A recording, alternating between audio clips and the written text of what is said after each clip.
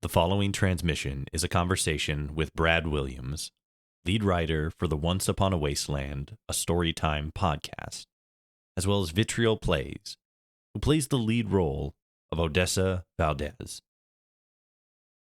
Also known as Reticent Duet, this is Brad's second time on the podcast, and Vitriol's first.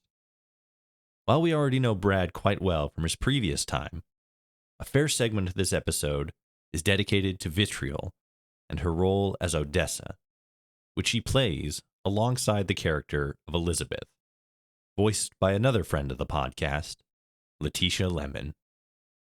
Over the course of our conversation, we discuss Vitriol's experiences as a streamer, the process of bringing characters to life, both via acting and writing, as well as the future of the story of the star-crossed lovers, Odessa and Elizabeth, in a world that exists after the ending.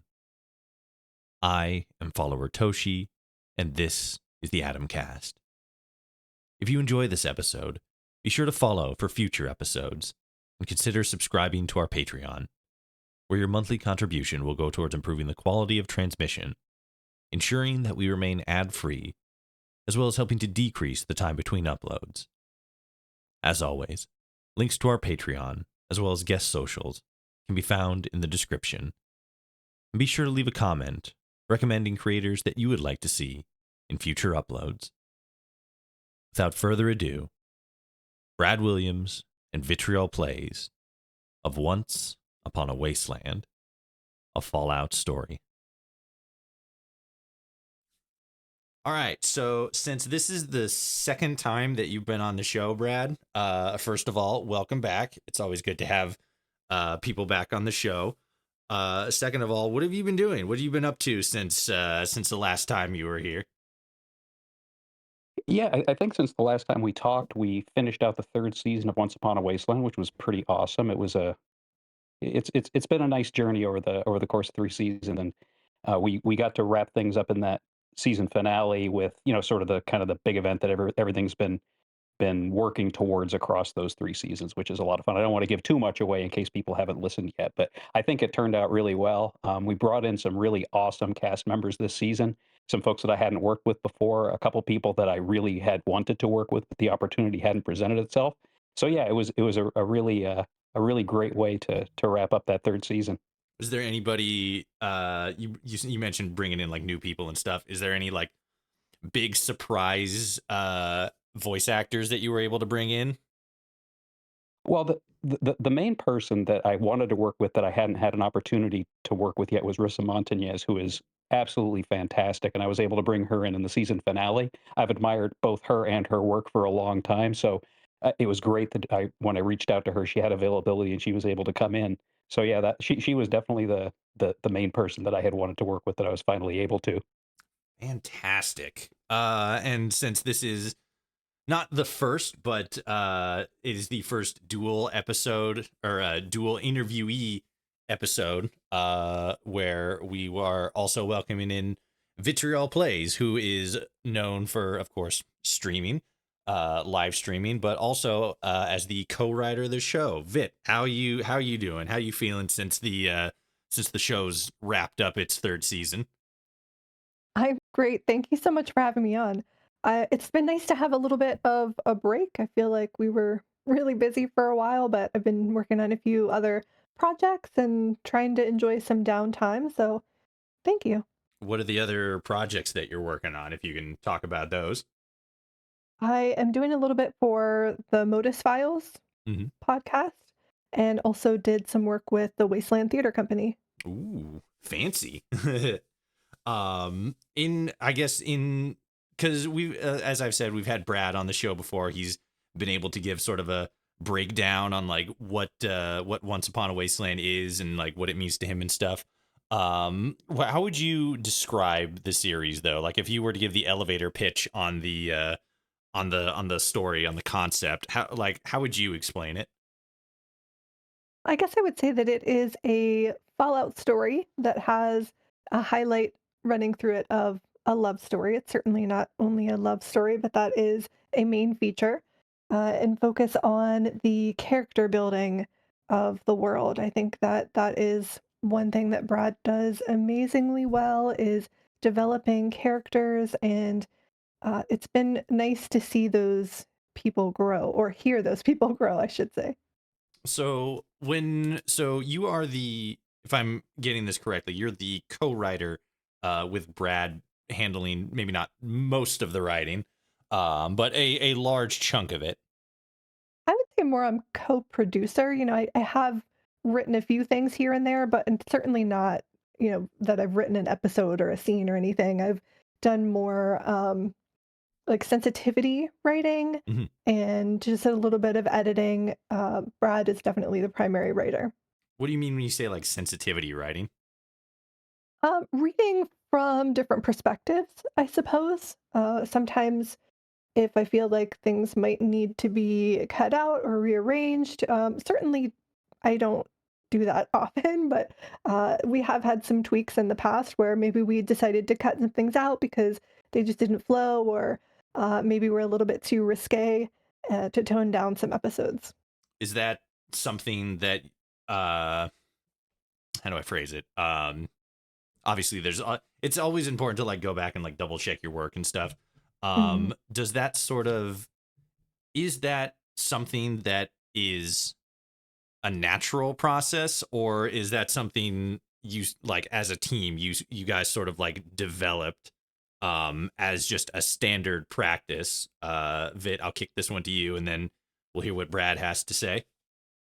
I think that it has developed naturally. I don't think anyone really sat down and said, "Oh, hey, your job is to edit and your job is to sensitivity read." It's just something I think that Brad had started inviting people to develop their characters or be part of developing their characters.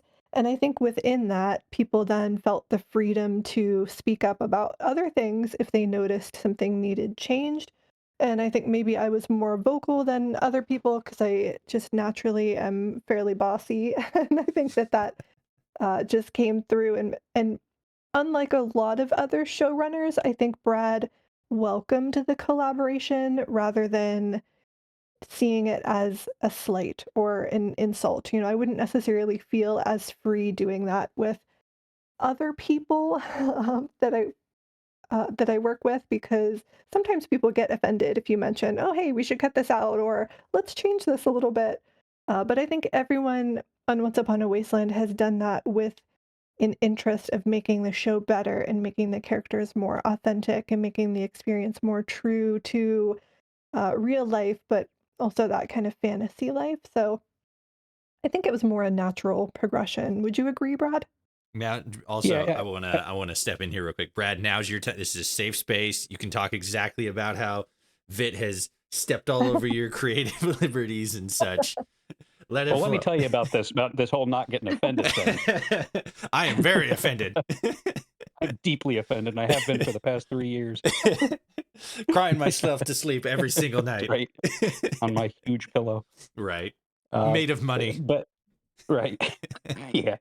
But yeah, V has it right. It really was something that was sort of a natural progression, and I do welcome that kind of collaboration, because when you have people playing roles, especially when they're lead roles like V plays or Letitia or Lucy or some of the other people that play prominent roles in the show, I think it's important for those folks to feel invested in those characters, and a good way to do that is to give them some agency.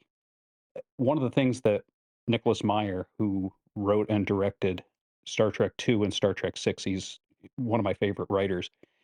He said, he talks about how I want to bring in the best people. I want the best cinematographer. I want the best lighting person, etc.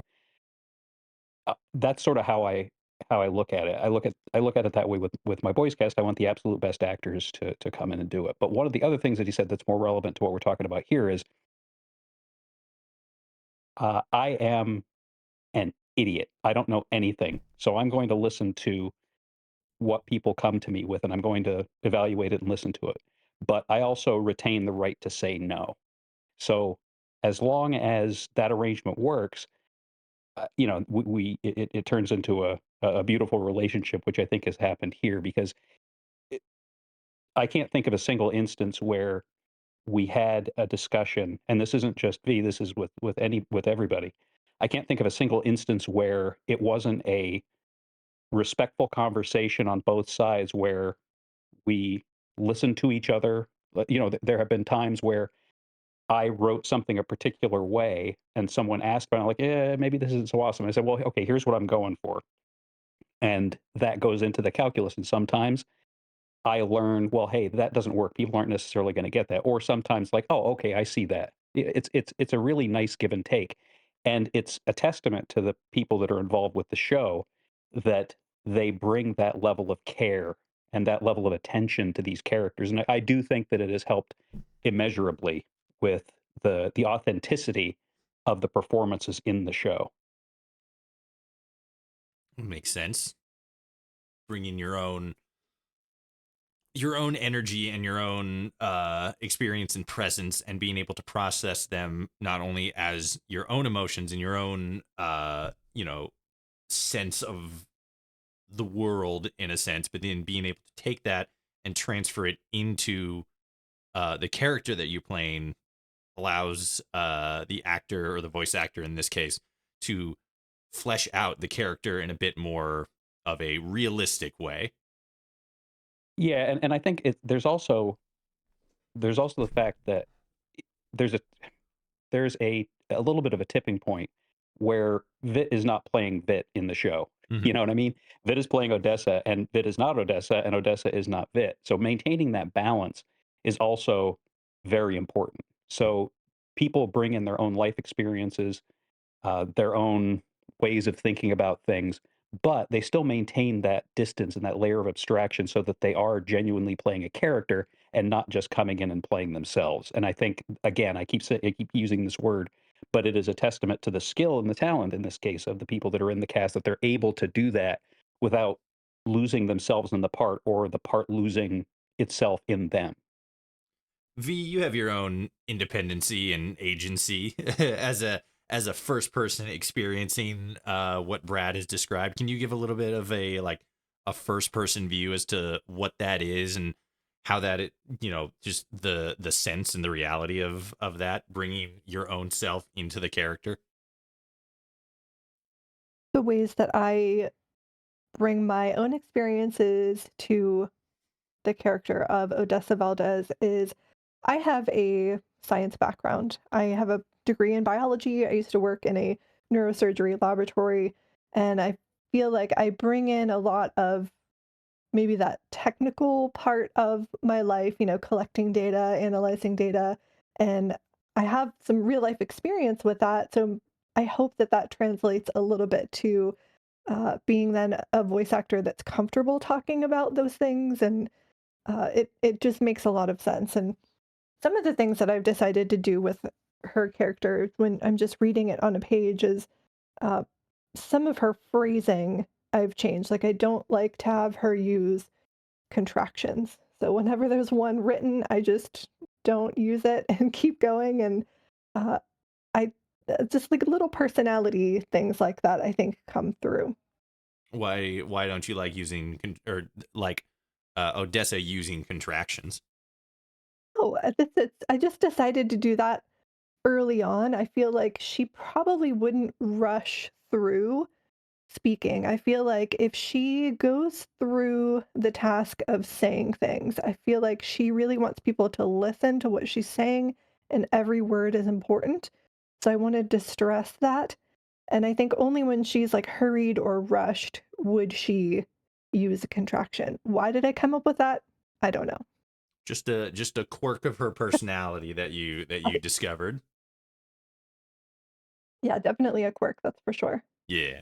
Brad, how is that sort of not specifically the way Vit molds Odessa into sort of the character that she is best able to represent, but more so, how has that process of or how did that process in the last 3 seasons, how did that process change or alter the way that you approached writing for these characters, or writing the story that these characters are a part of? I think in terms of writing for the characters themselves, just like an actor sometimes needs to find their voice for a particular character, I need to find that for the character as a writer. So the first probably 3 episodes of the first season, I was a little bit conservative, I guess, in the way that I wrote the characters. But then when I had a chance to hear each of the actors performing in those roles, I got to understand their rhythms and understand the vibe that they kick out. And that helped me to develop the characters as I continued to write the story because I really was writing for the actors at that point rather than just kind of purely writing the characters. And again, it's a balance, but being able to hear that voice, and I don't just mean the, sort of the physical tone of voice and the cadence and those kinds of things, but the the voice that each actor brings to the character helps me understand the characters a little bit better. And it also helps me make the way that they act and the things that they do more distinct because Vit is not the same as Letitia, who is not the same as Lucy, who is not the same as Eric, who plays Bones, and so forth.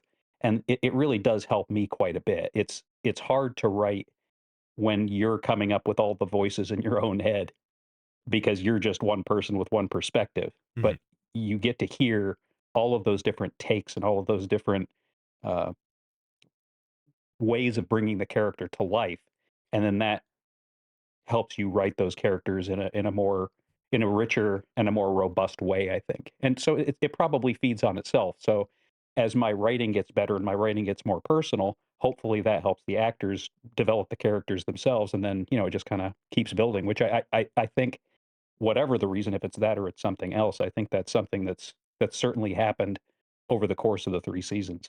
Was there any like in the development of these seasons, were there any uh like was there any writing or stories or like plot beats that you originally or perhaps wanted to include or have the story follow that changed because of the way that your voice actors, Letitia, V, um, the way that they sort of imprinted and changed the way the characters uh, thought, acted, behaved, that then affected, or maybe not affected, but made it so that your original thought process as far as the writing of the story uh let me rephrase that, with the actors imprinting their own thoughts, experiences, and personalities and changing the way that the characters acted.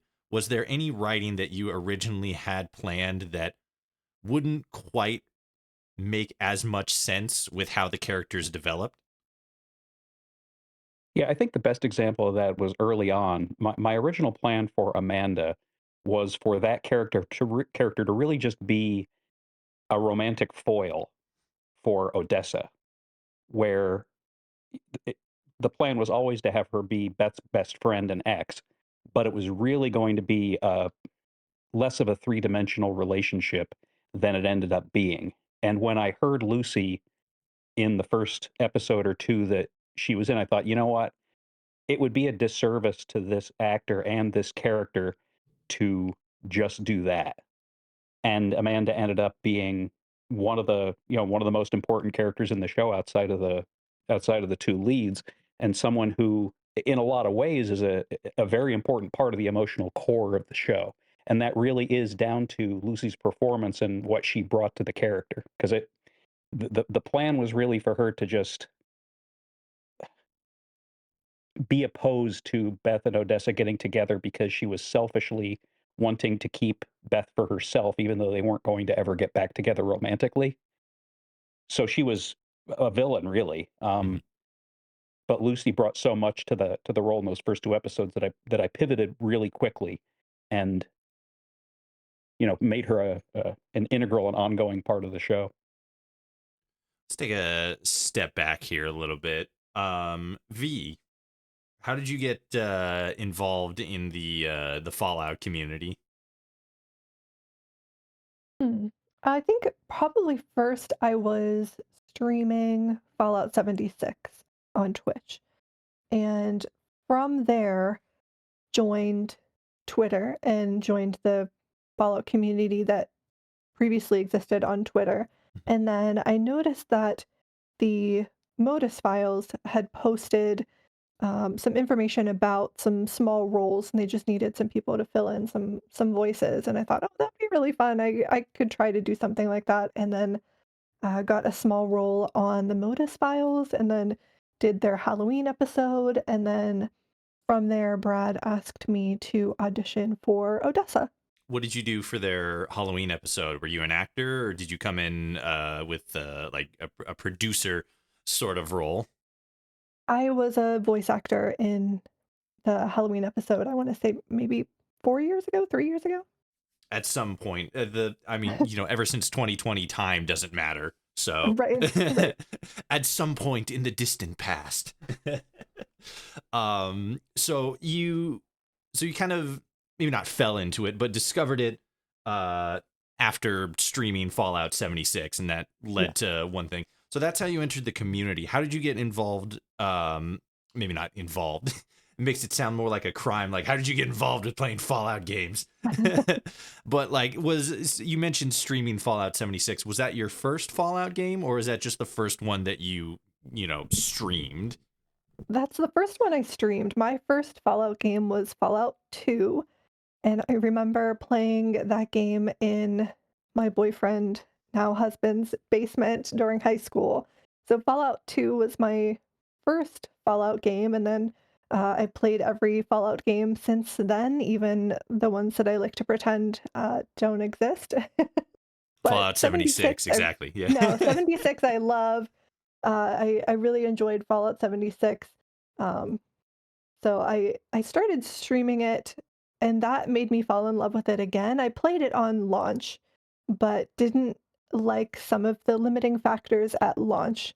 For example, the stash size was too small, Mhm. and it was really limiting everything in the game. So once things changed and Wastelanders came out, I thought I would try it again.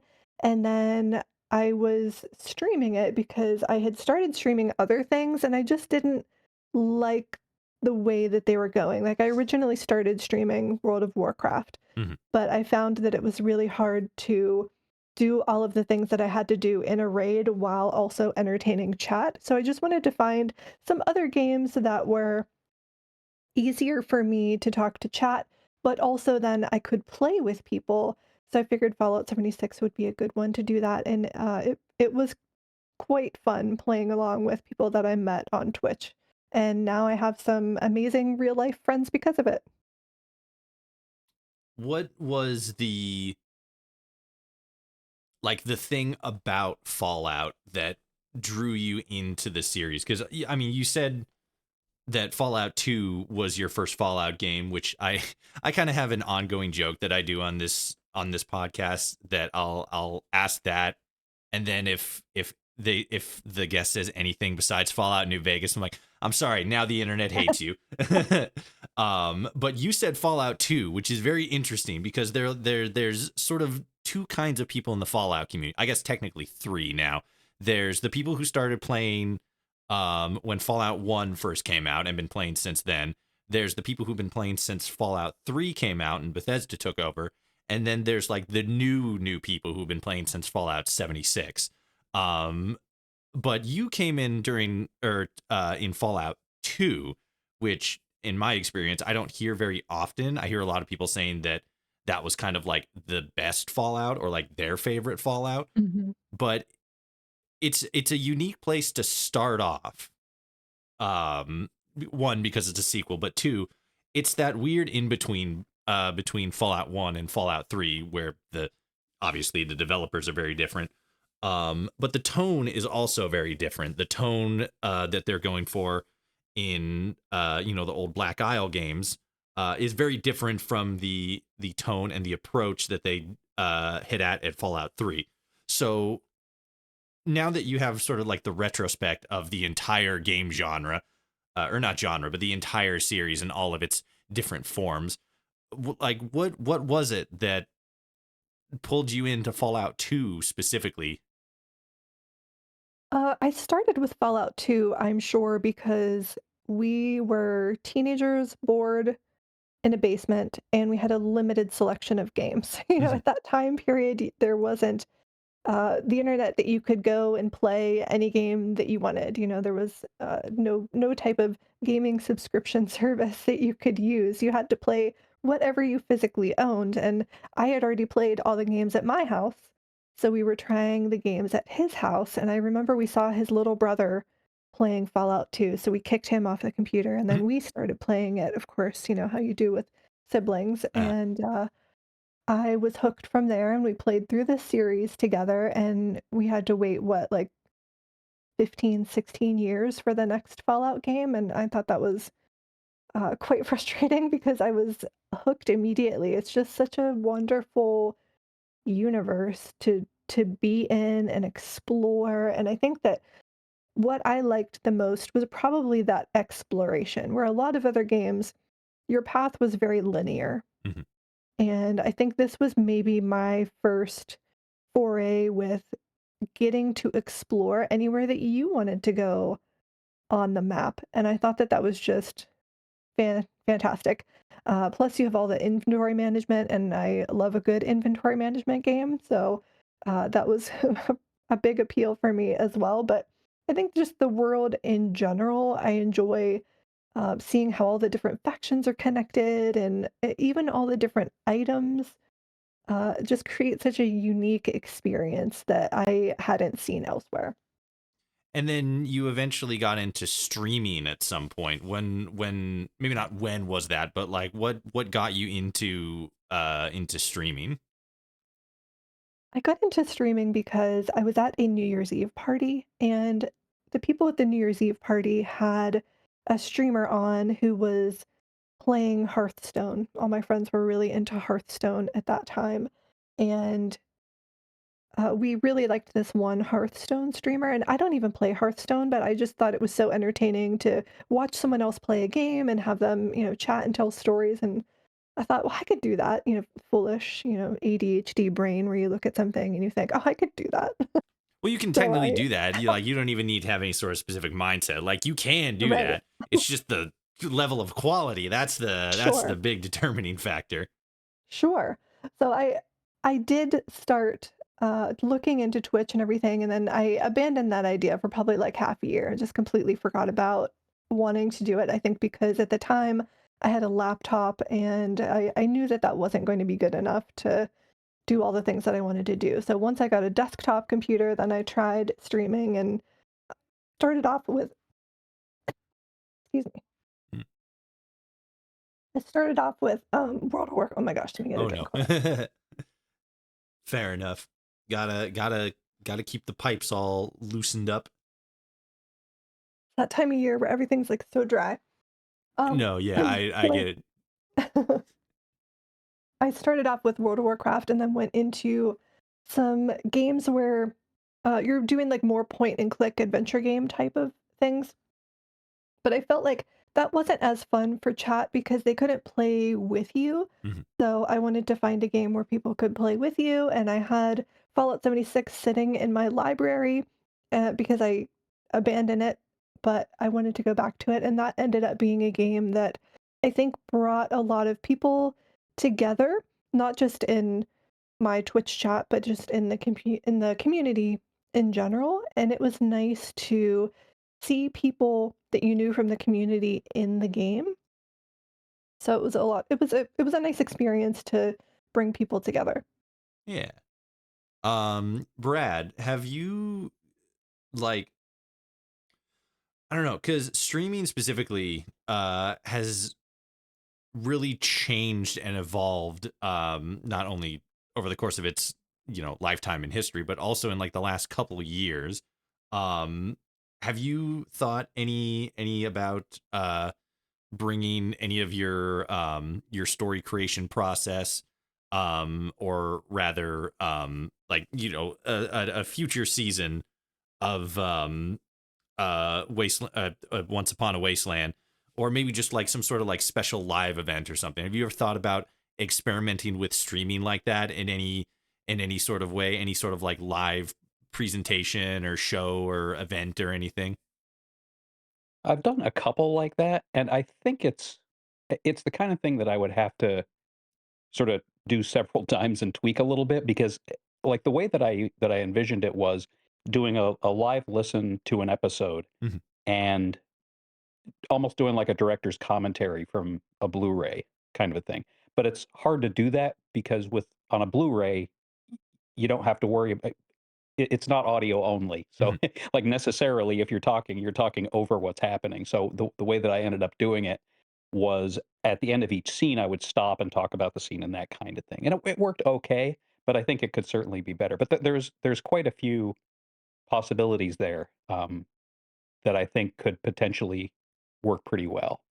On the flip side of that, have you ever thought about doing any sort of like visual element to because obviously this is an audio drama, so it's all audio. Have you ever thought about adding any sort of, not as part of the actual main rollout of the series, but you know later on bringing doing like live versions or like live recreations of specific scenes in the game, similar to how the Wasteland Theater Company will do plays of Shakespeare and stuff. Have you ever thought about doing like any sort of recreation, like like machinima in a way, like a lot of early shoddy cast videos? Have you ever thought about doing anything like that for Once Upon a Wasteland? The thing that I've thought about there is doing a sort of like I guess like a live performance, like a Zoom kind of a thing where we almost like a table read Mhm. where where we go through a script. The problem with that is my my episodes, especially as time has gone on, have the cast that's in each episode has grown significantly. So it ends up being a little bit more difficult to wrangle people. And also there's also the fact that most of the folks that are in the cast are pretty busy Mhm. and it's hard to get people lined up so that they can so that they can dedicate an hour to doing something like that at a specific time. And like Letitia's over in the UK too, so there's the time thing. So the logistics for it are a little bit daunting. So I've kind of shoved it to the back of my mind just because of that aspect of it. But it's certainly valuable. I know. I think it was 2 years ago, maybe for Fallout for Hope. Lawrence from Modus Files asked me to host a live read like that for Modus Files on my Twitch channel because he didn't have a Twitch channel, and I did that, and it went really well. Lawrence did a great job coordinating it. It was, I think, 7 or 8 of us that were on there, so it certainly can be done. And it could be maybe the kind of thing where it's a special episode where I write specifically where it only has 5 or 6 characters rather than 20. Mhm. And maybe it's a little bit shorter. Maybe it's just a 20-minute sitcom length episode, that kind of thing. But yeah, there's a lot of possibilities, and I think that kind of stuff is interesting because the one thing that Tom from Robots Radio told me very very early on was that one thing that people really enjoy is getting a peek behind the curtain. Oh yeah. So I did that with a couple of mini episodes in the first season where I had an interview with V. I had, I talked about certain characters, those kinds of things, and they were pretty popular. So what something like that brings is you get to actually see the people saying the lines, Mhm. even though they don't necessarily look like their characters, and they're sitting at a desk with a microphone in front of them. It's neat. Like as I was doing that Modus Files episode, I was like, yeah, this is really cool. It's neat to see that kind of thing. So yeah, it's certainly something that's worth doing.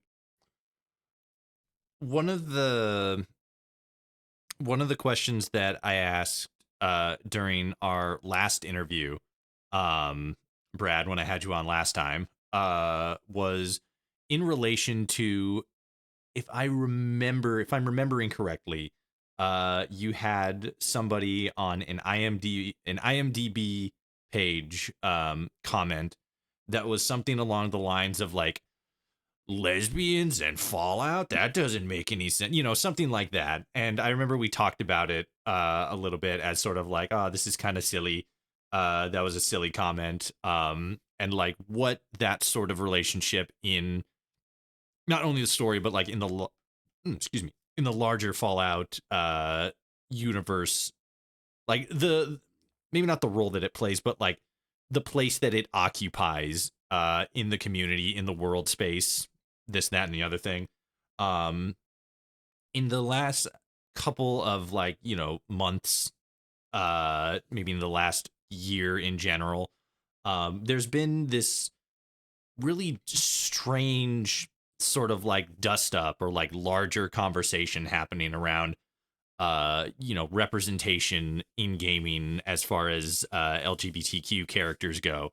There's been lots of talk about diversity, equity, inclusion characters, all this like woke gaming stuff that's being talked about, that's usually a thinly veiled mask over a larger conversation about the role that LGBTQ and non-white characters have in like Fallout, traditionally more, I don't want to say specifically white orientated, but the early gaming is what it is. There's not really much that can be changed about that. But in that interim, from when we last talked about it to now, um, how has your mentality around that evolved in a sense? I feel pretty confident in saying that, we're not going to find out that any of the major characters were,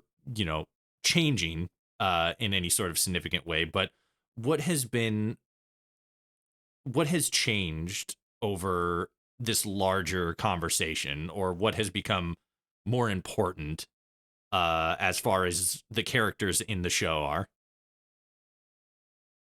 Well, I think one thing I'd like to note that that was an Apple Podcast review, That was it. and and it's also our most popular merch item Oh. is that review that I on T-shirts and stuff. So You turned it so into thank you, merch. whoever.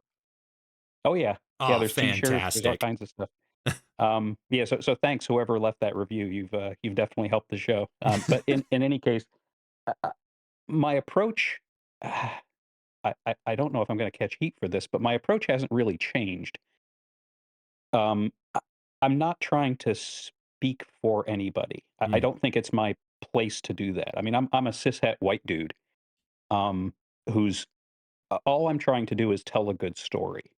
And I sometimes say that I think I'm naive because I don't necessarily consider those kinds of things. I do feel representation is important, but the way that I approach telling any kind of a story is I want to tell the best, most evocative, the most emotionally um, authentic story that I can. And in the case of Once Upon a Wasteland, this relationship and the way that the relationship played out was where the story told me it wanted to go.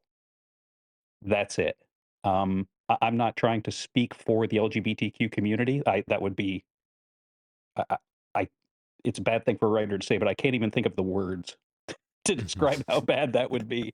Um, it's the old I think it was Kipling that wrote a poem called "The White Man's Burden," and Mm. that's the thing that I come back to because it's just such an awful thing for someone like me to come in and say, "Well, I'm going to come in and save the LGBT community," or "I'm going to, you know, I'm going to be the white knight that rides in and saves everything," as opposed to being a good ally, which is an entirely different thing. But Mhm. no, I do feel it's very important, and I'm glad that I'm able to tell a story that puts in front of people that relationships like these and people like these are people like you and me.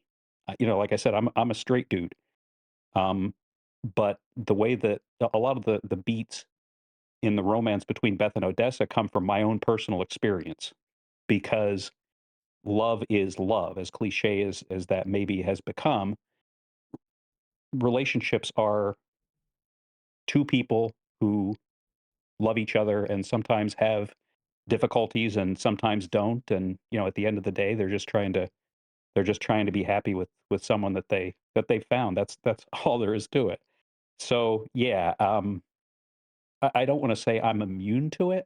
I will say that I have not gotten a lot of heat from the community, a little bit here and there, but really nothing that I would point to as anything that would affect me. I know there are people out there that get death threats, and that get harassed and they get doxxed and all this other stuff. And I have not experienced any of that myself. And I don't know if it's because of the privilege inherent of being who I am. Mhm. You know, I'm less of a ready target than someone that they may perceive as more vulnerable. I don't know if that's the reason, but you know, it's possible. But I haven't experienced much of that. You know, it's really, you know, a couple of snarky comments from people who don't matter, but other than that, um, I really haven't caught any. And I think maybe part of that is that people can see the perspective that I'm coming at it from. You know, like I said, trying to tell a good story, a good emotional story, and that's really that's all I'm trying to say with this story. So I think maybe that comes through and it makes this particular story, even though it features two queer characters in a love story at the top of the bill. You know, maybe that's it. It's something I don't think about a lot because I feel like if I analyze it too much, then it might change my approach, and I don't want to change my approach. I really just want to tell a good story. And if it's the old keep it simple, stupid thing. Uh, y- the simpler I keep it, then I think the truer my approach will be. As I know that you said before, that you haven't had as large of a an impact on the overall story of Once Upon a Wasteland as much as Brad has. You said you dabbled a little bit, but what is your? Do you have any thoughts on this larger conversation that we got going on here, as far as uh how it all ties in for you specifically, as both an actress on the show and somebody who has at times helped with writing the overall story. The message certainly is important, and it's a delicate balance of telling a story and trying to make sure that people are represented well. My first reaction was, when invited to submit an audition, was to not audition, Mhm. because uh, I felt like I didn't, and I'm sorry, Brad, I didn't want to join a show that was written by a white man that was about a lesbian relationship.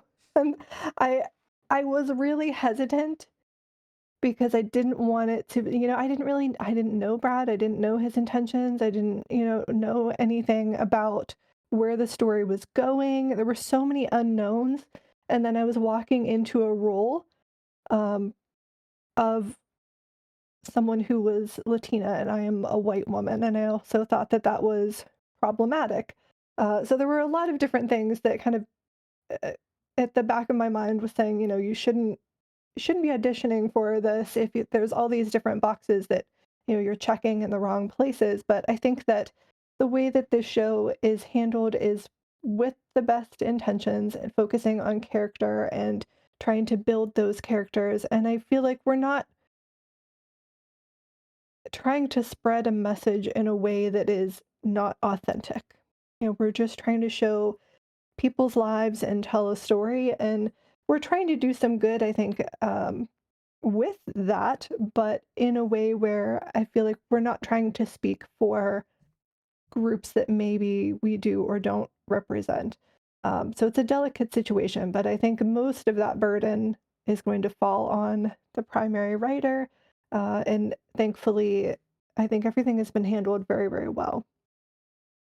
I don't know that that answers the question. One It one one Yeah, thing if I can jump in real quick, absolutely. I think there are there's an old chestnut that says maybe some people's lives exist purely to be a cautionary tale for others. I think that also can be true for stories, and I think that having seen,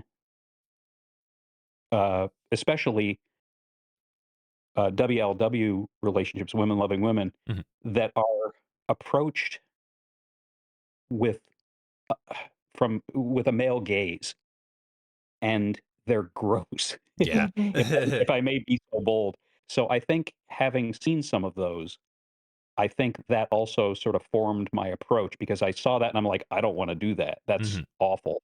that's certainly not something I want to participate in. And I think it makes it, now that I've been writing this story, I think it makes it when I do see those, and I do see them. I see them in some surprising places sometimes, and it makes me, I mean, honestly, it makes me feel better about the way that I've approached this particular story, because the road to hell is paved with good intentions, and Mhm. like V said, she's confident that I'm approaching it with the best intentions, which I am, but that's not even enough sometimes, because I'm sure that some, if not most, of these stories that portray these relationships in ways that are male gazy and problematic, I bet they do approach them with good intentions, but they don't have the knowledge or the ability to interpret nuance, or just generally the skill to write characters and relationships so that it doesn't come off in that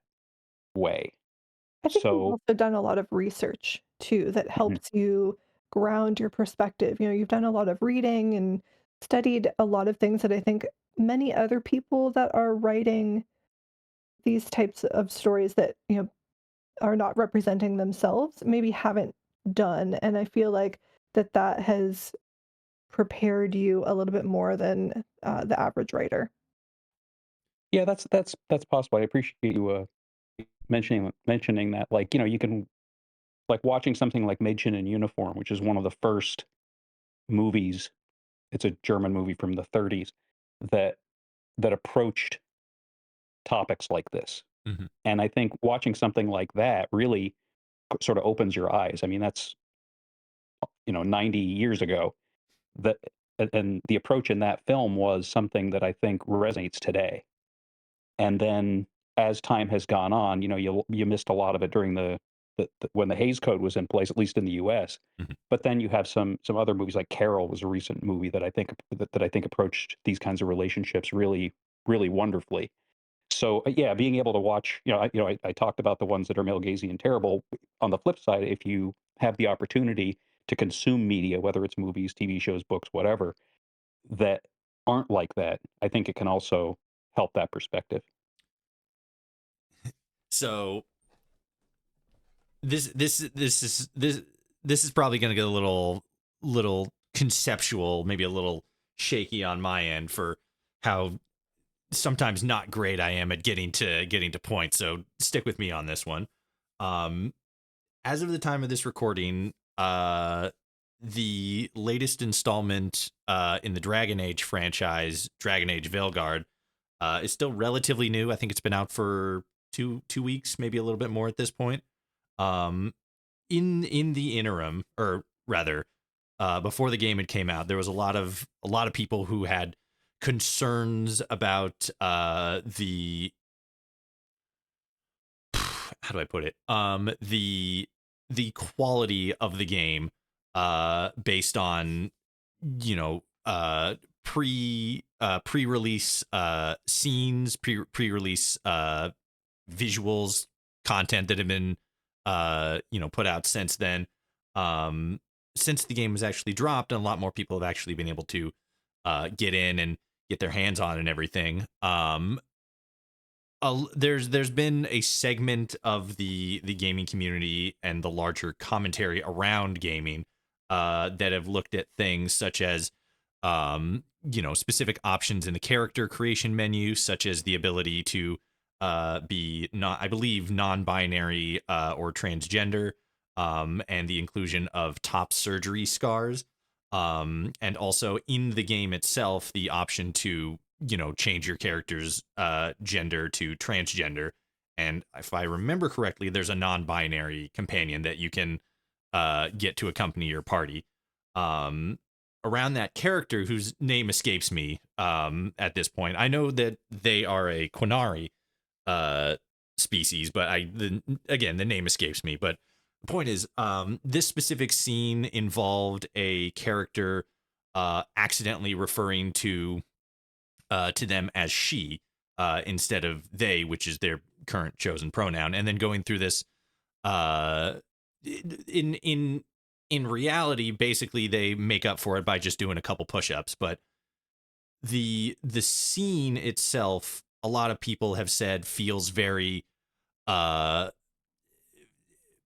overly expositional. It feels kind of like they're like really hammering like the like somebody's explaining something to you, but they're being really deliberate about the fact that they're explaining something to you. Um and and a lot of people looked at that like, oh, like the games, again, the whole commentary about woke and DEI and stuff like that. But looking at other scenes in the game shows a similar pattern of repetition for specific story beats, and again, very expositional dialogue where things are repeated multiple times by the same character. Um, and it seemed more so that the issue was just that the game's writing, anyway, felt very along that same line, repetitional. It felt that it needed to constantly remind the player of specific things. Subtlety wasn't exactly a big sticking point. Some people argue. My question is, because we were talking about research and representation and good intentions and stuff like that. How are stories like these different from one another based on the amount of research and the perceived quality? Like, for example, two stories can have very similar messaging, very sort of similar meaning, similar characters, very similar, but the quality of the writing or the perceived quality of the writing can be different for both, and one is perceived as worse because of it and the other is perceived as better as a result. What sort of role do you think that plays in the overall conversation around representation, the quality, quote unquote, of the stories that are told? Well, I mean, there are a lot of different ways that you can approach telling a story, and that's one of the great things about storytelling. My storytelling style is very different from Kenny's storytelling style in Chad or Lawrence's storytelling style in Modus Files. And different people like different kinds of storytelling. My particular style is not what you're describing. Mhm. I prefer subtlety. I prefer context clues. I don't like the term is dropping anvils. Mhm. And part of it for me is trust your audience. The audience is smart. The people that listen to Once Upon a Wasteland are smart. Trust them. You don't have to, when you have a conversation between two people, those two people don't need to keep saying the other person's name every line to remind the audience of who is talking to each other in the scene, right? Mhm. That writ large is kind of the way that I approach things. However, if you are,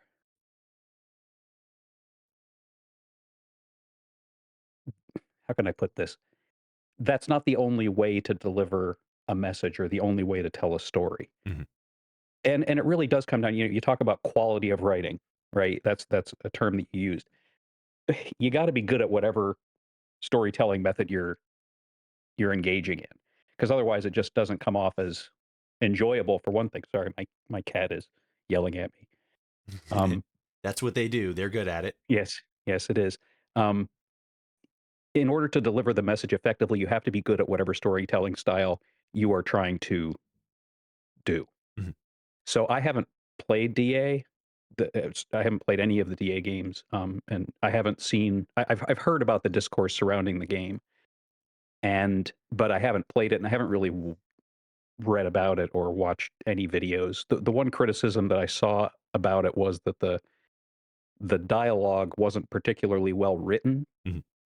but I can't comment on that. I genuinely don't know. So yeah, I think really all I can say about it is it's, even though, like I said, with Once Upon a Wasteland, I'm not trying to say anything or speak for anybody or really deliver a message. other than love is awesome and it's okay to have hope.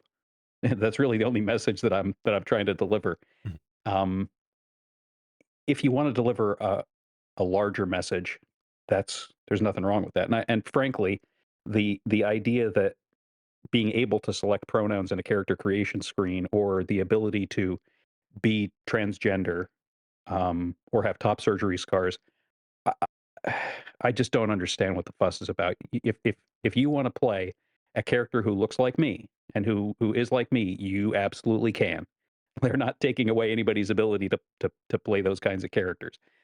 The kinds of people represented by those things exist, and having them as an option is not, as far as I'm concerned, I don't see what the problem is. And that's, it's just kind of a basic thing. But yeah, it really does all come down to the execution, like it does with a lot of things.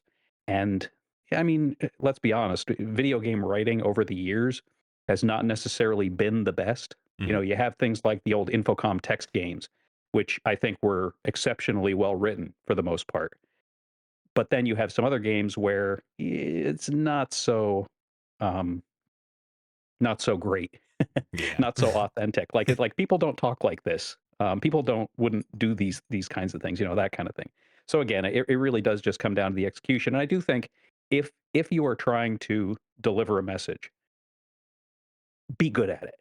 Mhm. And not everybody is a great writer, but I think that it's incumbent upon the studios and the publishers to focus on that, because I do wonder sometimes if the writing staff, the people that are actually writing the stories and the dialogue and the interactions and developing the characters, I wonder if that's enough of a focus point for the game publishers and for the studios that are making the game, or are they are they devoting all their resources to making it look awesome, which is important, and those kinds of things. So I think that if there as long as there is an appropriate focus on writing and character development and the story for games like this that are built around a story, it's not Call of Duty. It's these are games that have stories at their core. I think that it's important to make sure that you're devoting an appropriate level of resources to that aspect of the game. V, what's your thoughts on this? My thoughts without having seen the game or heard about this issue was also going to resources. Mhm. And the people writing the game, I'm assuming there are multiple writers, and I know that for many games, there are even writers for specific characters. So it could be a disconnect between the writers, it could be poor allocation of resources, poor planning above the writers. There could be a lot of other things at play that would impact how that story was presented and if they had enough time to work on that part of the story. But again, without having seen the game, I do think that representation is important, and I would want all people in a game like that to be able to make a character that could reflect themselves if they wanted to. I understand that if you have a game that has character generation, you should have a lot of options. It shouldn't just be a few of the typical options that we're used to. We do want to have representation in games. If you have a character generator, I do think that that is important. So it sounds unfortunate with what happened. I'll have to look more into it, but I'm interested to see what they came up with. Do you have like specifically from a as a skilled voice actor and professional streamer, um specifically the voice acting side, do you think that this similar sort of concept, and Brad mentioned it earlier and you also mentioned it, allocating resources to specifically the writing, but then also specifically individual characters, do you think that the same generalist concept of making characters that obviously, because that's one of the old adages in writing in general, having token characters that are there to specifically play a represented role, but don't really have a whole lot of agency beyond just who they are. Um, as writing and characters have evolved since then, do you think the same, or to what extent rather, does that same sort of concept apply to the individualistic characters? Because I think for a long time it's always been just like the overall messaging or the overall quality of the story, and then the characters within that story serve to some degree a lesser role. But I think with more modern gaming, or maybe not more modern gaming, but certain titles, some characters stand out in a way that is almost on the same level to, if not better than the main story. So how does that concept of maybe not representation specifically, but uh how would that or how do you feel that applies to the characters, whether it's the ones that you play or just in general, the characters themselves? I Do you mean like token characters? So I did get a little Sorry. rambly there.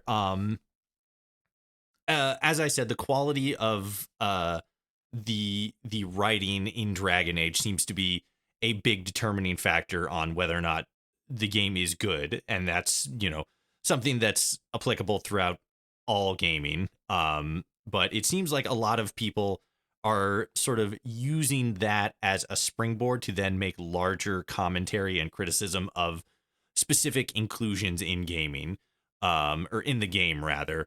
Um, as far as that extends to the individualistic characters, the quality of the characters, as somebody who has done voice acting for characters, how do you feel the quality of a character's writing when it comes to representation plays into the larger conversation?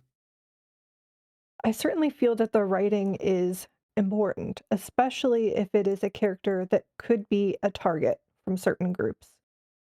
We want to make sure that we should want to in media make sure that people are represented and groups of people are represented in a fair and an equitable way.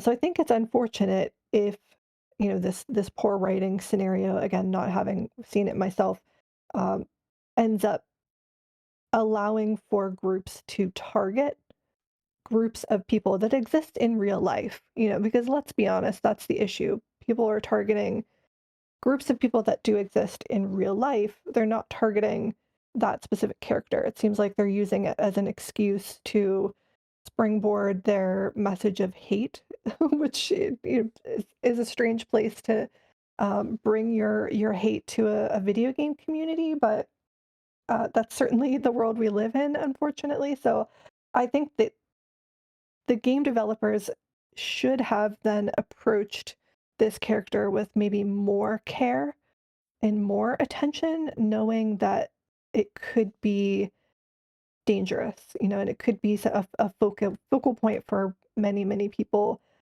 in a way that is not favorable. So I think the burden should fall on the video game company to make sure that they are representing people well and bring people on staff that can make that happen.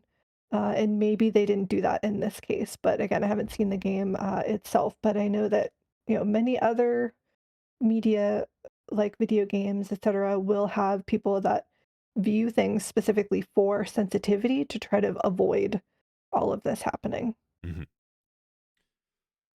I think one thing that maybe people lose sight of sometimes is you should always write a character as a person first.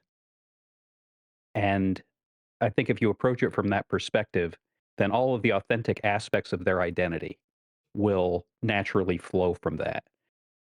So, you don't want somebody's personality to be, this is a queer person, right? Like approaching it from that angle, I think I think it can lead, I shouldn't say it tends to, it can lead to a character being one dimensional in a way that can be harmful. Because again, if you have like V was saying, if you have a character that isn't written well, especially if they're a character who is a part of a vulnerable population, then that opens that character up to attacks and opens the real life people that are like that character to attack. And that's terrible. When you're dealing with any character, whether they are a member of an underrepresented group or not, always look at them as a person first, because queer people are people. You know, it shouldn't have to be said, but that's the case, and the approach to those characters should be no different than a character who is not a member of an underrepresented group, with the caveat that, like V said, you do have to be careful to ensure that that character isn't opened up to attacks based on the way that they're written, in a way that a character like, a character based on me wouldn't be attacked. Do you guys think that story comes from characters, or do stories come from events? I think it depends on what type of show or media you have. I mean, I think that really depends on your approach to the story that you're telling. You can certainly tell a good story without being character focused, and you can also have a character focused story develop. I think that you just need to be careful with whatever you choose so that you're executing it well. Yeah, I mean, and I think it also depends on sort of the preferences and the where the particular skills of a writer lie. Like I want to write character driven stories, and I think I'm much better at writing character driven stories than I am about action or event driven stories. So that plays into it too. I mean, great stories can be told in either or uh, both of those styles. But for me, and especially in a situation like this where I don't have a studio breathing down my neck to write something, or I'm not writing for an existing franchise or something like that. Well, I guess I kind of am, but Bethesda's not paying me to do it, so it doesn't count Yet. But he's not. Yeah, Bethesda's not paying you yet. Yeah, give it time. Yeah. But so I get to do what I want, I guess is one way to put it. So I want to tell character driven stories, so that's the kind of story I'm going to tell. And maybe at some point I'll want to challenge myself and do something different, but that's not necessarily what's in my wheelhouse. What's been something awesome that's happened in 2024? You probably have more answers for this than me, because Once Upon a 2024 has been a Wasteland. year for me. Yeah, I was about to say, don't everybody speak up at once. Once Upon a Wasteland did win another Signal Award, a Listener's Choice Award, right? We actually did not win the Listener's Choice Award this Oh, year, which but we did. No. We it was another award for best scripted fiction Ooh, this year. So yeah, so that's pretty big. It's our second. It is. It's our second award in that category, which is pretty great. Because what's nice about it is it really does reflect the overall product. Like, we've won awards for best writing, we've won awards for, let me think, best editing, and it's great to be recognized for those individual aspects of the show. But being recognized twice now for best scripted fiction is great, because it really does say, hey, the show is good, as opposed to, hey, it's edited really well, or the writing is really great. But both of those things contribute to that.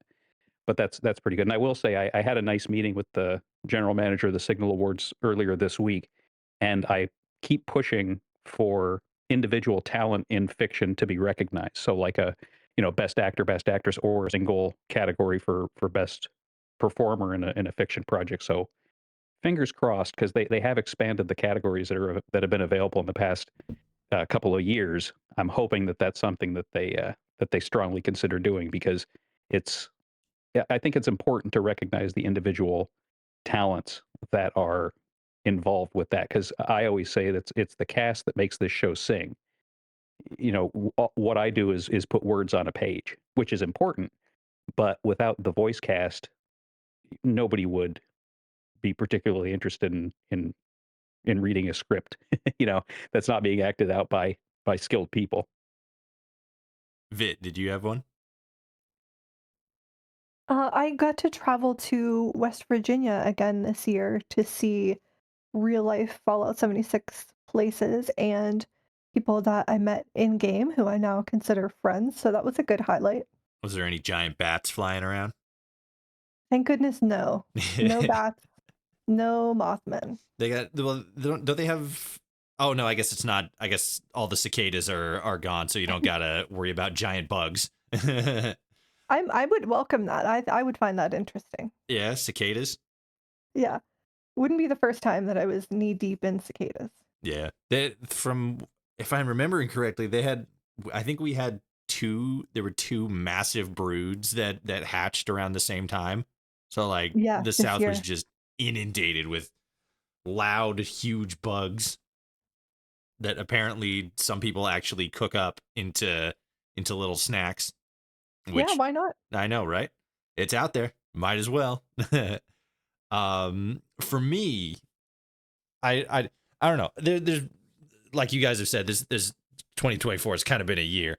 Um, but like I think probably one of the bigger highlights has been the Fallout Amazon series, Mm. Fallout Prime as I cokily call it. Um, but like I really liked it as both a film student and a Fallout fan. Um, I think it was really good. I don't think it was perfect. I don't think it was the best show ever, but I think it was definitely up there. I think it was well written, well acted, obviously. Um, and I'm super stoked to see where we go for season 2. What were your guys' thoughts on the show?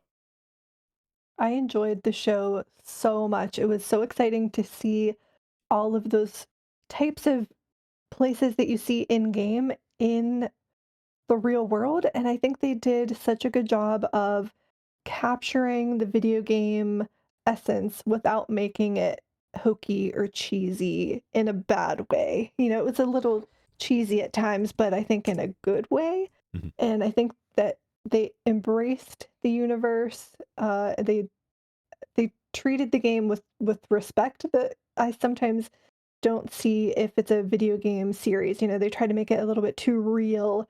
And I'm excited to see where they take it because I certainly don't think that it was a predictable series. I enjoyed the writing, acting. It was a total package.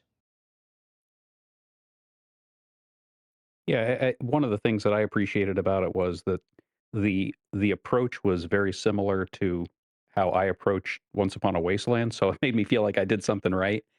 There were I don't know about, yeah, I guess complaints. Oh, you should have just made a retelling of New Vegas, which is stupid. Yeah. Um, but I think that what I mean is they they made an effort to tell a new story within the broader Fallout universe, which is what I wanted to do. Mhm. I mean, I could have made a show that went over story beats or plot points from Fallout 76, but I just had no interest in doing that. That just wasn't interesting to me as a writer. And the folks that made the Fallout TV show did the same thing. You know, they did build upon existing lore. They were also careful not to contradict lore in a way that I also tried to in a way that I also tried to be. So, you know, that aspect of it was it was gratifying. Like I said, it made me feel like I made the right call when I was first conceptualizing our show. And in terms of quality, I thought it was great. I really did enjoy it. I thought the casting was spot on. There was a couple of actors that I really like in it. Walton Goggins is somebody I've liked since the '90s, and Kyle MacLachlan, of course. You know, any Twin Peaks fan loves Kyle MacLachlan. Mhm. So, you know, it was really well done. It was so thoughtfully put together in terms of casting, in terms of the way that they constructed the story, the writing. Like V said, it captured the spirit of the games without being cheesy. So it wasn't like the original Mortal Kombat movie, which I should note I absolutely loved, but it was sort of intentionally cheesy. Yeah. And they could have gone that route, but they didn't. They wanted to tell a good story. I guess that, you know, sort of comes back to that. And they accomplished that. And I'm certainly very excited to to see what happens in season 2, and maybe Amazon will invite me out to the premiere this time. Right. I'm not bitter at all. Hint, hint. Amazon. You want to keep getting Don't, that don't- that Amazon Prime money from Brad, right? yeah, Wink, wink, nudge, nudge. Come on. I'm not. I'm not mad. Don't put it in the newspaper that I got mad. front page in your hometown. Brad's mad that he didn't get invited to the premiere. Like, uh-oh. It's funny that that you said that it's accuracy and faithfulness to the game's lore was spot on, which I agree with. I 100%. Like, it was really, like, they're talking about before the show's actual release. Nolan's all like, oh yeah, like one of the quotes from him as far as the show goes that I still think is really funny is that he said at one point during his film career was that he wanted to write the best story ever written, and then he played Fallout 3, so he had to make movies instead. which I thought was really fun. To what extent that's actually true, only he knows. But I thought that was really funny, and it showcased the level of respect and authenticity that they were approaching the source material with, because like you said, you get that with a lot of video game tie-ins. I think probably the most infamous were what was it? It was the Halo series. And then I think it was on Netflix that Resident Evil series. That what did they mention? They mentioned something about Zootopia or My Little Pony or something in the first episode, and it wasn't just Zootopia, it was the safe search Zootopia and a lot of other really strange and odd decisions around the story in relation to the lore and stuff. But in the Fallout Prime, a lot of that was really well handled. I think probably the biggest bits as far as lore relation were probably one, the chalkboard scene. If you're one of those people who still at this point thinks that Bethesda was retconning Fallout New Vegas, which there's been multiple platforms that say no, that is not. Even Todd Howard himself came out and said, like, no, we're not doing that. That's not the case. But then the other was what was it? It was not the confirmation, but the revelation that Vault-Tec at one point wanted to kick off Armageddon by dropping the bombs themselves. I think that was that I know that definitely caught me by surprise. But it was the way that they said it. They Vault-Tec basically like put forward the idea, but it wasn't direct confirmation that Vault-Tec did drop the bombs. It was that subtlety, that sort of like obfuscation a little bit, that for me anyway was really interesting. And I think that a lot of elements in the show did that, to where they included bits of lore, but they sort of added a little bit of wiggle room to where it's like, oh, we're saying this, but we're not really saying this. Such as the inclusion of the NCR riot gear. There were a lot of people saying like, oh, that guy's a former ranger, or oh no, he's not, he just found in the desert or something. And then like the ultimate fate of the NCR, like, oh, they're gone, they're not gone. And then the same with including Mr. House at the end, or those shots of a ruined New Vegas. They're saying a lot, but not really committing to a lot. From a writing perspective, what are your thoughts on that sort of approach when it comes to the writing of Fallout Prime, or the writing of really anything else, to where they're sort of hinting in a direction, but they're not yet pulling the trigger and setting anything in stone? Well, part of the reason that I approached lore the way I did was to avoid those kinds of pitfalls. And the TV show definitely leaned into lore and canon a lot more strongly than I chose to. But really, for me it was a practical decision because I just didn't want to have to worry about that kind of thing. So it was really, my approach was, make sure that anything that I introduce that is not a part of existing canon fits in with the Fallout universe, like that you could believe being a part of a Fallout game.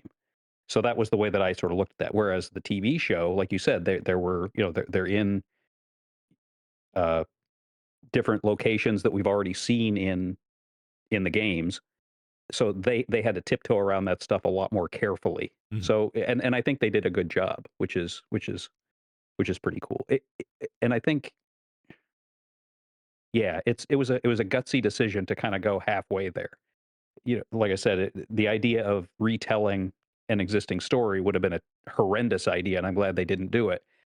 But they also didn't tell a completely new story. It's a mostly new story with, two or three vaults that we hadn't been aware of before, and we get introduced to some other stuff. But then we have Mr. House, and we have Kyle MacLachlan's character at the outskirts of New Vegas at the end, and things like that. And lots of references to existing canon and existing lore, but like you said, hinting at it more than directly exploring it Mhm. in an expansion from what we've already seen in the games. And I think they did a good job.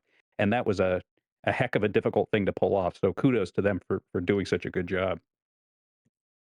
Vit, do you got any further thoughts on the Amazon series? Anything you want to dive into? Not that I can think of right now. That's fair. Now, Toshi, one thing I wanted to mention, Mhm. it's sort of related to something that you mentioned early on in this in this part of the discussion about how Jonathan Nolan is a Fallout fan, Mhm. and how that can be important to telling a story like this in a way that will appeal to fans as well. Uh, it's funny because it has to be the right fan. Like Jonathan Nolan did a great job, but then you look at, I mentioned Nicholas Meyer, who did Star Trek 2 and Star Trek 6. Mhm. When he did Star Trek 2, which is, I think, almost universally accepted as the best Star Trek film out of all 13 or 14 that they've made. Mhm. When he was called in to do that, he'd never seen an episode of Star Trek in his life. So he not just wasn't a fan, he didn't know the show. And then he watched all the episodes and came up with a story, and it's the best Star Trek story that's ever been told on film, as far as I'm concerned, as far as a lot of other people are concerned. And then on the flip side, with Doctor Who, Chris Chibnall, who was the showrunner before Russell T Davies came back, was a huge Doctor Who fan, massive Doctor Who fan. And his tenure as showrunner, if it wasn't the most disastrous in the show's history, it was right up there with, some of the late 80s stuff that happened. But I think it was the most disastrous of all because it was just exceptionally poorly written, in my opinion, and wasted the talents of Jodie Whittaker, who I think is a wonderful actress and could have been put in a much better situation. Bradley Walsh from Watford, who is one of my favorite actors, he was wasted.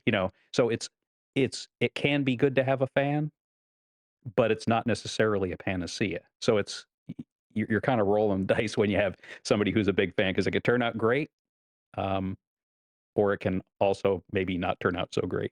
Why do you think the Doctor Who season didn't turn out great, despite the fact that a super fan was the one at the helm? I think that he got a little bit inside his own head with all of the decades and decades of lore that has existed. I don't. It's difficult to talk about canon with Doctor Who because there has been so much that's been contradictory and that kind of thing. I just he seemed to really want to go big, and he did, but it just fell down in the execution, in my opinion. Mhm. Do you think that, because I don't know, it's interesting bringing in because I mean, I think there's always going to be that balance between somebody who knows nothing about the source material, so they can kind of approach it from a new angle. I think that's, if I'm remembering correctly, That's definitely what happened with the Halo series. I believe that's the case for the Yakuza Like a Dragon series that's in the works right now.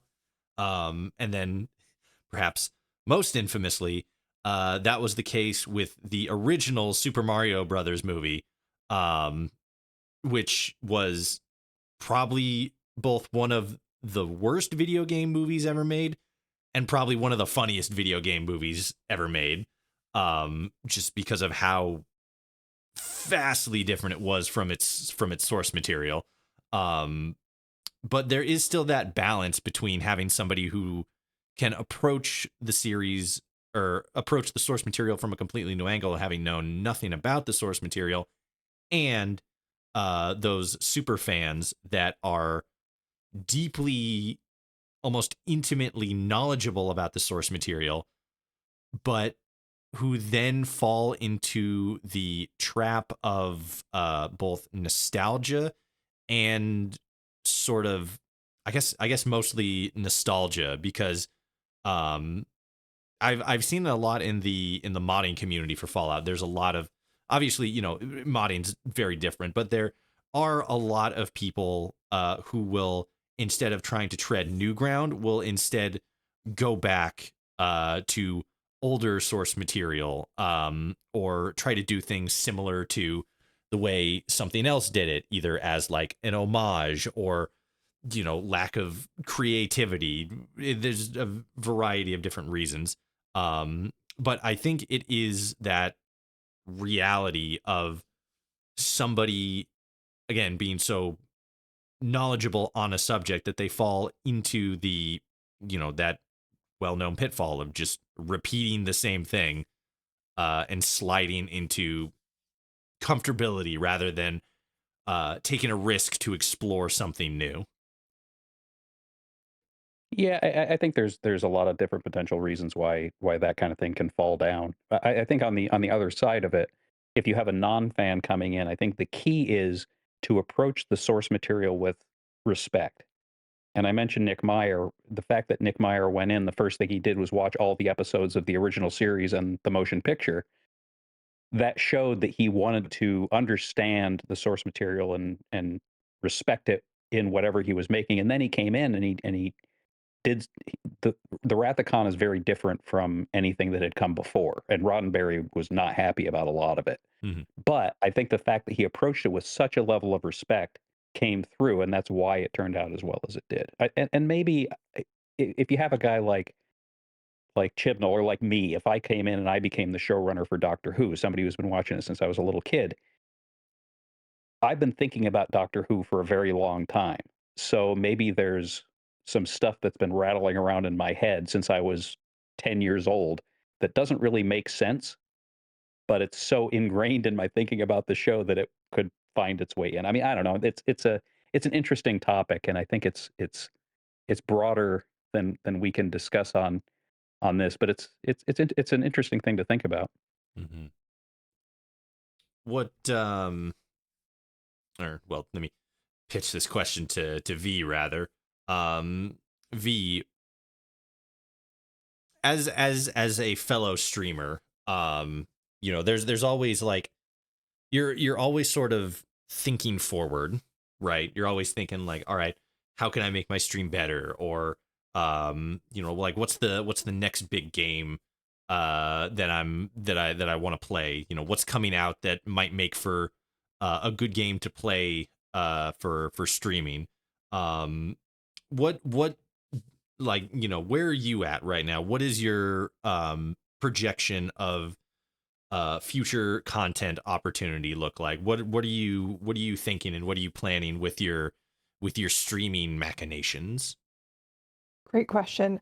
I have been on a hiatus from streaming. I don't know if when I'll be back. So I've been trying to think about if I make my return, what could I do? And I will say that now that I haven't been streaming for a while, I think it's been about a year that I've Mhm. taken a break, just because I had some real life transition, like switched jobs, and had some other things going on where just something needed to give. So streaming was the thing that had to go.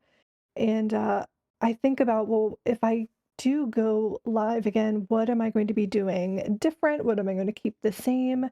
And I would like to do more cozy style gaming, try to do more like point and click adventure gaming. And when I stream, I stream mostly for me, but also for my community. I'm not trying to be the next big streamer. I'm just trying to have fun with some friends. So I think for me as a streamer, because I'm just trying to have fun, I've really tried to remove a lot of the stress that comes along with streaming for me. And part of that stress is trying to keep up with that never ending treadmill of what is the most popular game and what brings people into the channel. So I think what I would like to do is give that up, not worry about the numbers of people that are in chat, not worry about um, growth as much as just having a good time. And that's kind of a decision that I would make to help me ease back into streaming, I think. And then I would focus more on, again, cozy games and point and click style gaming because that's what I really like to do. And I have not been doing a whole lot of it. I also really like to do community style games, but I think that that's sometimes best off of stream, at least for me personally, because I know I don't like to watch people gaming together if I'm in a channel for one particular streamer. So I Mhm. always feel like there's a burden to keep chat entertained.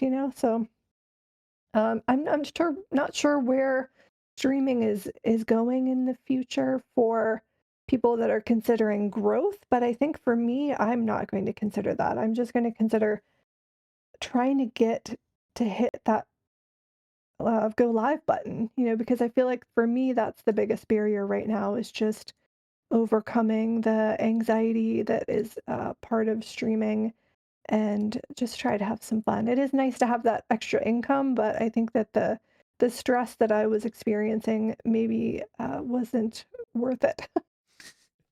Yeah, I was you mentioned, not worrying so much about the numbers and the views and the Mhm. follows and stuff.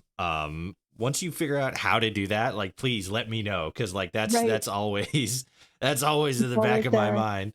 Yeah, it's Um always there. do you keep up with like other streamers, like do you like keep an eye on like what's going on with like Iron Mouse, Fillion, Kaisenet, stuff like that, the other I like see some, but most of what I see is with my son. So I will watch streamers that he is interested in, which isn't necessarily what I'm interested in, but they mm, are often very large scale streamers. And um, but for the most part, I haven't been watching too much streaming. yeah, I mean that's pretty much exactly how I am. Like I'm aware of like a couple of other streamers, and then like if somebody big is in the news, like there's been a lot of stuff with Kaisenet specifically lately. I'll be aware of that, but then every once in a while there'll be some streamer that gets mentioned and like I have no idea who that is. There's so um many, it's hard to keep up. it like there's so many on like Twitch specifically, and it's like they're all like massive and it's crazy. I think, what was it, if I remember correctly, at one point I think if you had more than 50 people watching you at one time, you were technically considered in the top 1% of Hmm. streamers on Twitch, which was just mind blowing to me. I think that number is actually lower now. I think it's actually like 20 or 30 maybe. Which I guess more so says to the amount of people who are actually on Twitch, compared to the number of people who stream and get that big. Um, but one of the interesting things that I've seen revolving around Kaisenet specifically, who, as of the time of this recording, actually beat Iron Mouse in terms of followers. I think that was the metric that they were looking at. She overlapped him, and then he overlapped her, and it was a whole big thing. But it was nice because they're kind of like hyping each other up and being cool, which I think is super awesome.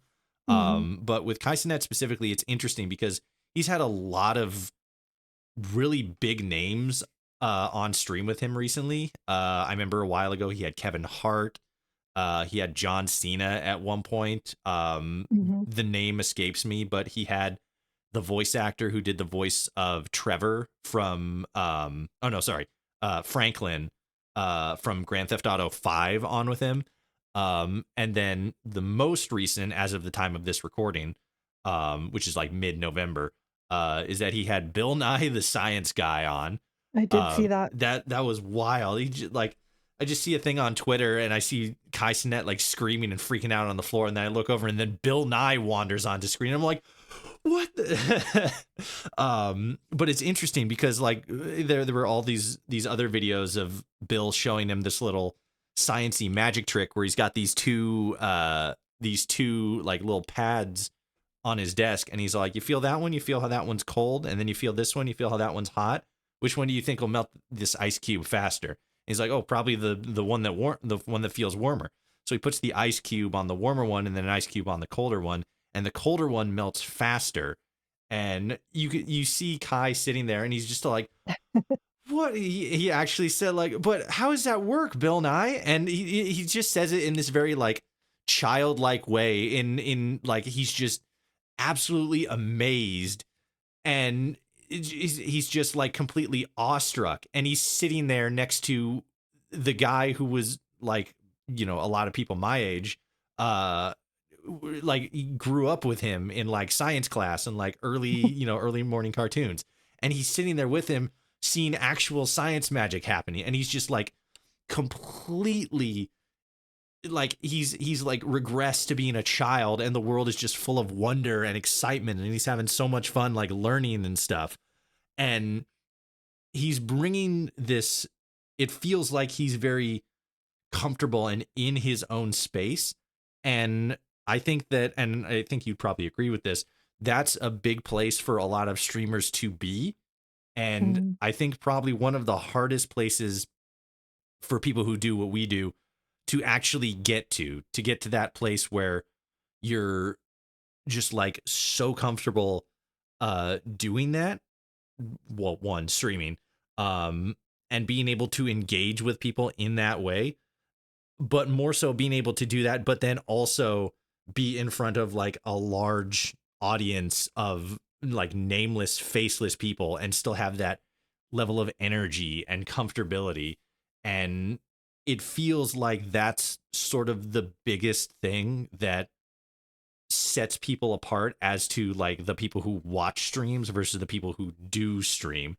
And I think the whole conversation around like, you know, what's harder, a 9-to-5 job or streaming, also plays into that that separation. What are your thoughts as far as to like, you know, like what are the big elements that make somebody a streamer, as opposed to somebody who is just more so like, you know, an enthusiast or just enjoys watching streaming? Where does that barrier and like what are the skill sets that people need to have in order to do that, you know, streaming on that like next level?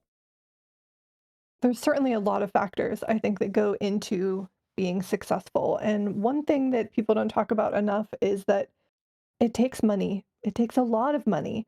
You know, and if you look at that Bill Nye stream, for example, imagine how much money went into that stream. If you don't start from a place of having those kinds of funds, you really have to get creative with what you're doing to build that audience and then grow to a level where you can spend a lot of money. You also need to have a lot of time to be a successful streamer. And I think that's one thing that certainly is limited in my life, where I don't have the ability to create a schedule where people can reliably find you. If you want to be a successful streamer, I think that you need to be there when people turn on whatever streaming service they're using, unless you're doing recorded content like on YouTube, for example. But you need to have a schedule almost like old school TV, you know, where you are a predictable show that's on at a certain time.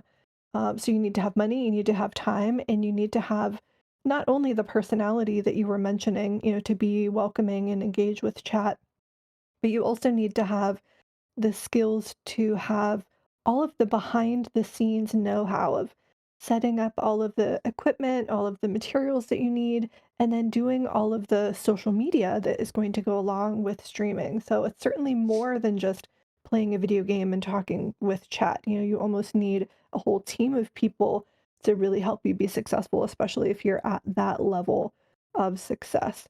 And then I think that having someone else manage your social media account would be a great idea, especially for women or people that might receive some more attention that you need to really worry about your mental health. You know, if you are a potential target, and really think about all the different people that are on the internet just trolling. You kind of have to separate yourself from all of that, and that's hard to do if you're just a one-person show. So Mhm. I think that there's a lot of different things that go into being successful, but it's not always based on your personality or how well you interact with chat, and that's usually what people think of when they think of streamers.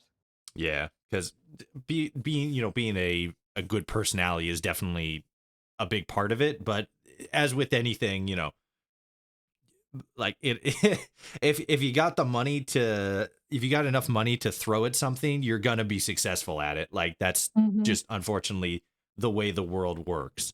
Um, but obviously having a personality, since you're playing a I don't know. I don't really consider streaming to be, acting in the traditional sense, but you're a performer. And if you Yeah. don't have the personality for a performer or the skill set for a performer, it's not going to be as engaging of a stream. Um, but yes, it is definitely a multi-factored profession in a way. There's a lot of it's skill and talent, but there's always you know that resources percentage of it that if you don't have it, you could have all the skill and talent in the world, but like you need the resources in order to actually you know make something happen. Hmm. um Brad,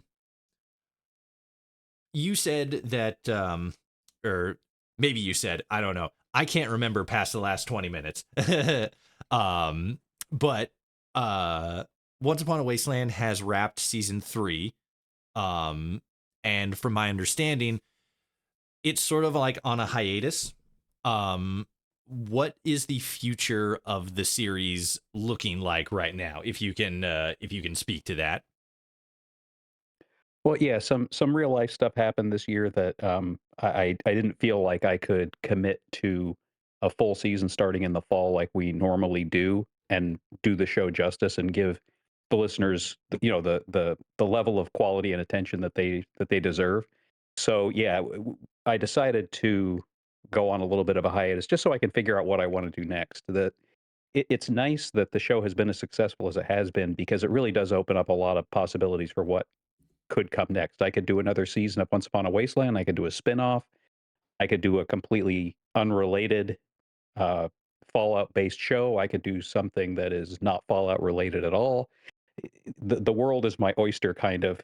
So it's nice that having some measure of success with this show really does open up a lot more possibilities. And people know what I'm about now. People, I think, have a good feeling for the level of quality that I can produce. So I think that people will be interested in, hopefully will be interested in whatever I do next, whether it's another season of Once Upon a Wasteland or if it's something else. Now, we do have a plan to do a few one-off episodes that are sort of alternate universe episodes, called Paths Untaken, which I've engaged with some prominent writers in the Fallout creative community to write Once Upon a Wasteland stories that aren't a part of existing Once Upon a Wasteland canon, so that they can really have their own take on it. And the one that's going to come out first is by Preston Harden, who folks will know as the creator of True Alt Escapades, which I think is the first ever Fallout based audio drama. He's been doing it since, I believe, 2016. I And believe that one I believe is, it is, yeah, from what I yeah. remember. And so that one's that one's all written. All the voice lines have been put in. I just need to get in there and edit it and release it. But like I said, it's uh, Queen Elizabeth called it an annus horribilis, a terrible year. So that's a good description for my 2024. So Yeah. some stuff has gotten in the way, but that will definitely be coming down the pike. And we've been having conversations with some other writers to do some other ones, just so we're doing something. But I do have some ideas for a fourth season, and yeah, there's a lot of possibilities, and we're not 100% sure what direction we're going to go. But you know, we have a lot of momentum with the show. We have more than 500,000 downloads now. We have the award that Vit mentioned, so we have that kind of recognition. We still have a very strong relationship with Bethesda, so that's something that's important and is going to help us out. So yeah, things are definitely still trending in a very positive direction. So what you're saying is we can expect a mid-season beach vacation filler arc, right? Where everybody goes to the beach and has fun. Yeah, That sounds awesome. yeah, yeah. It's like I can send them down to Wilmington. Right. Send them down to oh gosh, what's Harper's Ferry, and then just like do all the beach activities, but then like they're at the river and there's a Mirelurk over there.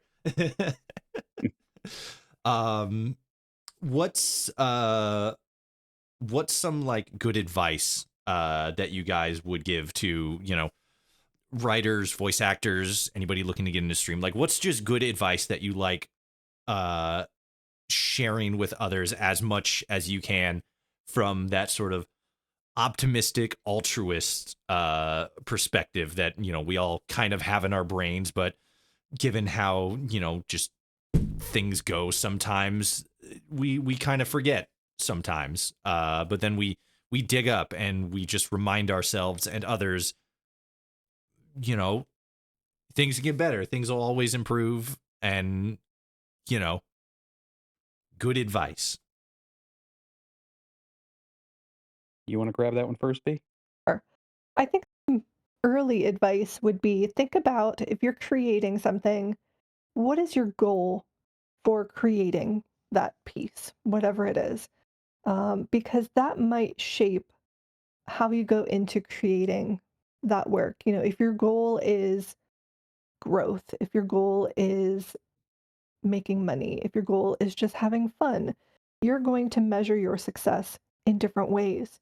And you can't measure your success in a certain way that maybe wasn't what you had intended. So it's important to think about who your audience is, could be, or will be, and then make sure that you are creating a piece that is meant to be viewable by that audience. And then don't necessarily expect it to be seen by other people outside of that audience. Um, and I think that that's something that people don't often forget. They sometimes are passionate about something and they want to create something, and then they put it out there for people to look at, and then it might not be seen by the right people, or it might not be as popular as you want it to be. But if you don't consider your audience before making that piece, then you can't really judge yourself appropriately. You know, so you might be putting undue stress on yourself. So really put a lot of planning into what you're doing, and also try to think about your long-term goals. You know, if you're interested in making an audio drama, for example, really think about what that's going to look like a year, 2 year, three years from now. Are you thinking about a long-term story? And then think about planning your story arc also. I think a lot of people that I've seen try to write one episode at a time, and then they might back themselves into a corner because you have all these individual stories that don't necessarily fit together. So it's important to think about what is the overall story that you're trying to tell. Are you planning 1, 2, 3 seasons ahead? And then I also want to say my last piece of advice, if you record something, don't release it right away. Maybe even record like your first few episodes and then go back and re-listen. You might be growing and learning new skills, and maybe you could make those first episodes better. You know, most likely what you put out for your first few episodes are not going to be as good as you could potentially make it. So I think practice, practice, practice before you release anything to an audience would be good advice also. There was a philosopher who once said, "Ain't nothing to it but to do it," Hmm. and that's something that I like to emphasize to people. The hardest step when you're creating something is the first one. So it's important, like V said, to make sure that you plan, make sure that you get all your ducks in a row, so that you put yourself in the best possible position to succeed. But I've seen some creators in the audio drama space, which is what I'm most familiar with. It ends up being a little bit of paralysis by analysis, and they keep planning and planning and planning, but never quite get to the point where they're ready to pull the trigger and start the process going to actually put something out there into the world. So it's a balance, but I think you definitely need to make sure that you are working toward actually creating and releasing something, and you don't get lost in all those initial planning stages. You know, don't go in half cocked, but you got to make sure that you're actually doing it. You know, that there's been I've seen people have the concept for a project, and 2 years later, and it's not even an exaggeration, nothing's been released, and they're still kind of in the planning phase. Mhm. So that part of it is very important. And what V was talking about with goals is extremely important. I think it's absolutely vital. And this is a question that Keith Timms asked me in an interview pretty early on. And he said it's a question that he asks everybody, which is, what does success look like to you? And understanding that and being able to answer that question is absolutely vital, so that you don't burn yourself out and you don't frustrate yourself to the point where you just want to quit. I will say the answer that I gave Keith, which was an entirely accurate answer, I didn't achieve that. But I ended up achieving other things that were so far beyond anything that I thought was possible, that it shifted my perspective and changed what my personal definition of success was. Like, I never expected to have 500,000 downloads or so many awards on my shelf that I got to get a new shelf. Hmm.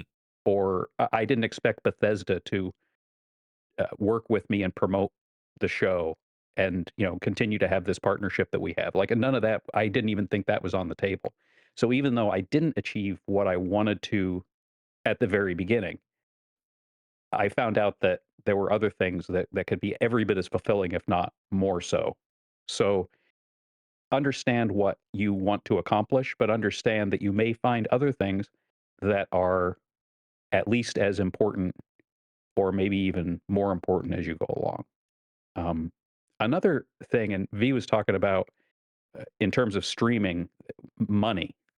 Money is something that I think anybody who's going into any kind of creative work will need to understand. What is this going to cost? Because you don't want to be in a situation where you end up not being able to do something or release something because you didn't realize that there were XYZ expenses. Like, I don't like to talk about this directly much, but I mean, I've spent personally out of my own pocket tens of thousands of dollars making Once Upon a Wasteland, right? You can do this for free, but it makes it so much easier if you can put some funds toward it. So understanding that and sort of what that trade-off is. Oh, hey, I can source all of my sound effects from free sources, and that's an expense I don't have. But if I use these two things that cost X amount of money, I can make my life a lot easier. It's the same thing with podcast hosting. Do I want to have a website? All those kinds of things. Just understanding what resources you have to put toward it and how you want to allocate those resources is important. But I also, like I said, you can do this for free, and you can do it very well for free. So I definitely don't want to discourage folks who are saying, well, I don't have, I don't have $10 that I can put toward this, but I have a great story to tell. That story is the important part. And one of the great things about the audio fiction community is there are a ton of people out there to help you, who can point you in the right direction for all of these resources and and the various things that you can do to get that story out there, regardless of the level of resources that you have, that you're able to dedicate to those things. But to circle back to the beginning, really, the most important piece of advice that I can give is do it. That's the most important piece of advice that I can give.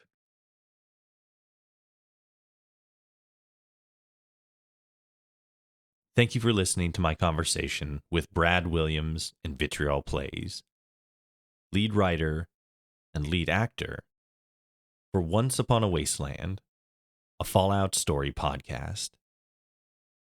If you enjoyed this episode, be sure to follow to be notified of future episodes, and consider subscribing to our Patreon, where your monthly contribution will go towards improving the quality of transmission, helping to keep episodes ad-free, as well as helping to decrease the time between uploads. Until next time, dear listener, I thank you for tuning in, and I will see you all out there in the wasteland.